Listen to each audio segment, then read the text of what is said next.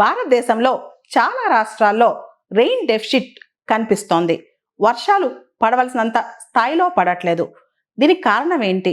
El Niño, super El Niño అనే పదాలు ఇప్పుడు వార్తల్లో ఉన్నాయి. పసిఫిక్ మహాసముద్రంలో సముద్రపు ఉపరితల ఉష్ణోగ్రతలు సాధారణం కంటే 2.5 డిగ్రీల సెల్సియస్ మించి పెరిగితే దాన్ని సూపర్ ఎల్నినో అని పిలుస్తారు. ఈ సూపర్ ఎల్నినో ఋతుపవనాలు అంటే మాన్సూన్ ను బలహీనపరిచి మన దేశంలో తీవ్ర వర్షాభావం, కరువు మరియు రకరకాల డ్రాట్ కండిషన్స్ ని తీసుకొస్తుంది. దీనివల్ల పంట నష్టం, వ్యవసాయ నష్టం జరిగే ఆస్కారం కూడా కనిపిస్తోంది. ఈ సూపర్ ఎల్నినో వల్ల అనేక పర్యవసానాలు ఉంటాయి. ముఖ్యంగా ఋతుపవనాలపై ఎఫెక్ట్ భారీగా ఉంటది. వర్షాలు తగ్గుముఖం పట్టి వ్యవసాయ రంగానికి నీటి కొరత ఏర్పడే ప్రమాదం కనిపిస్తోంది. అదేవిధంగా రికార్డు స్థాయిలో ఎండలు పెరిగి భూగర్భ జలాలు అనేవి అడుగంటే అవకాశం కూడా కనిపిస్తోంది. పంటల యొక్క దిగుమతి తగ్గి నిత్యావసర వస్తువుల ధరలు కూడా పెరిగే అవకాశం కనిపిస్తుంది అన్నమాట. మన తెలుగు రాష్ట్రాల్లో కూడా ఈ సూపర్ ఎల్నినో ప్రభావం కనిపించే అవకాశం కూడా ఈ సంవత్సరం ఉంది.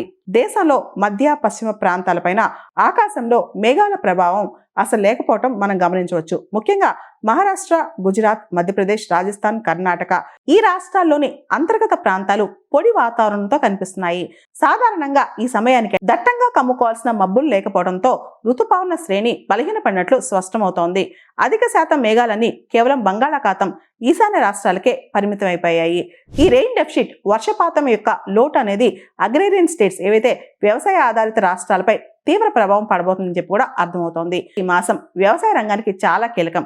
వరి, పత్తి, సోయాబీన్, పప్పు ధాన్యాల సాగు ఈ సమయంలోనే చాలా వరకు స్టార్ట్ అవుతుందన్నమాట.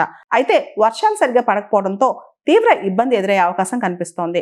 విత్తనాలు వేసే ప్రక్రియ కూడా మందగించింది.